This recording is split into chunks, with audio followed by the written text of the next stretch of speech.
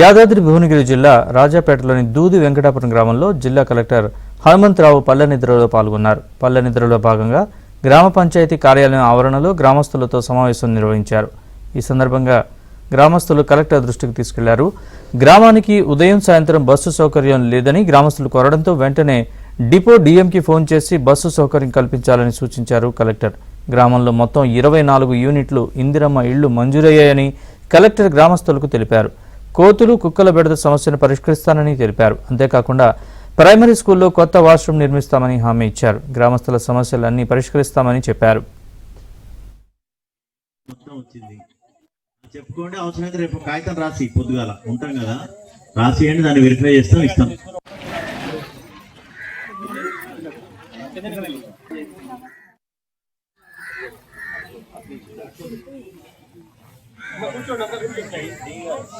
మూడు చెట్లు ఉండే మరి ఎట్లా వెంకటాపురం వాళ్ళు చేపలు ఎక్కడ తీసుకున్నాం?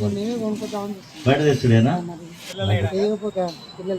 అంటే చిన్న పిల్లలు వేస్తున్నారా? వేసి పడుతున్నారు. అదే ఎమ్మెల్యే గారు చూస్తున్నారండి, అది రోడ్ ఇష్యూ చూస్తున్నారు, అది ఎమ్మెల్యే గారు చూస్తున్నారు.